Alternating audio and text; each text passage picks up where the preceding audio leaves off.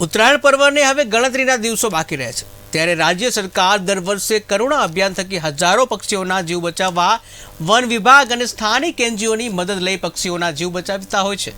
ત્યારે આગામી ઉત્તરાયણ પર્વને ધ્યાનમાં રાખીને ડભોઈ વન વિભાગ પણ સજાગ છે અને સ્થાનિક એનજીઓ નેચર સેવિંગ ફાઉન્ડેશનના યુવકો સાથે ડભોઈ વન વિભાગના ફોરેસ્ટ જીતેન્દ્રભાઈ બારોટ દ્વારા મીટિંગ યોજી હતી। સાથે સાથે કરુણા અભિયાન 2024 અંતર્ગત પક્ષીઓ બચાવવા માટે કેટલા કેન્દ્ર ઊભા કરવા, હેલ્પલાઇન નંબર સહિત લોકોમાં જાગૃતિ લાવવા અને વહેલી સવારે અને સાંજે પતંગ ન ચગાવવા તેમજ ચાઇનીઝ નાયલોન દોરી સહિતની ઘાતક દોરીનો ઉપયોગ લોકો ન કરે તે માટે જાગૃતિ લાવવાના પ્રયાસો હાથ ધરવાનું પૂર્વ આયોજન કરાયું હતું।